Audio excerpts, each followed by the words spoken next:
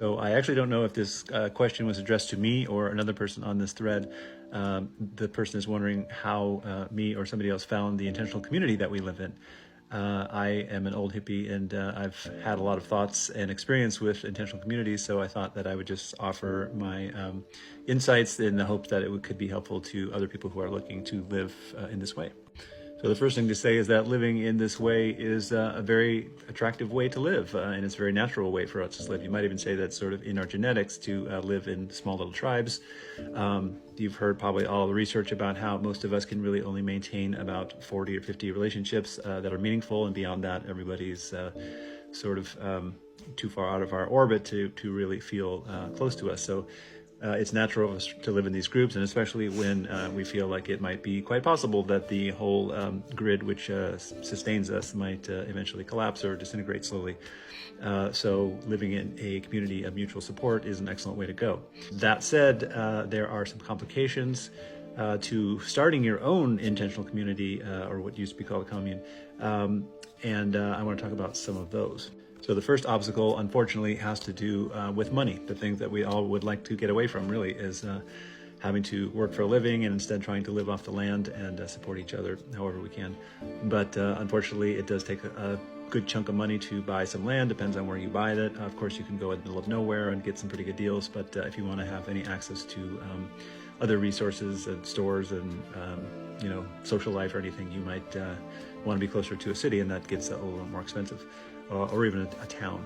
Then you probably run into things like building permits. Almost all places, again, that are not in the middle of nowhere have all kinds of building permits that you have to apply for, and there are people who sometimes ignore that kind of thing, but it's at their own peril, because at some point the authorities could come in and just tell them that they have to knock down all the structures that they've built. I myself have been involved with a bunch of groups that have tried to get something like this off the ground, and we almost always run into this problem of like, where are we going to do this, and how are we going to get the money, and then who's going to be the builder and all that. So it's basically a lot of work.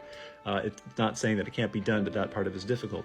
An alternative is to find a intentional community that already exists and join it. They are all usually in flux. People are coming and going, maybe not so quickly, not a high turnover rate, but eventually the openings to open up in smaller communities. And then they have larger communities that are usually called eco-villages that have maybe dozens of houses and structures and places to live in different situations. So the model that I live in is called it's based on the co-housing community, and that is the idea that everybody lives in community, but everybody has their own house, their own dwelling structure, and to me that's the perfect balance of community and privacy that most people are looking for.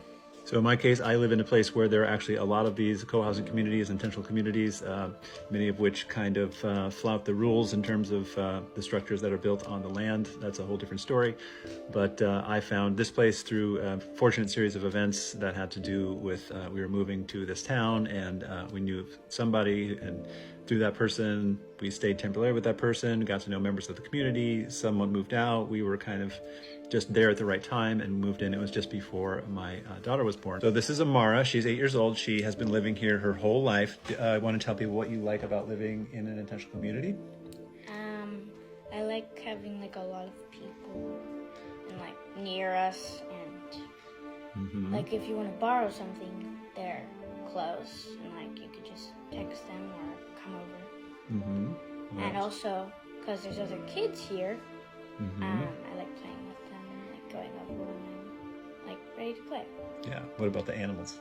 Oh yeah, the goats and chickens. We have goats and chickens, and we live pretty much out in the country. We have a hot tub and a little swimming pool, and yeah, it's pretty cool.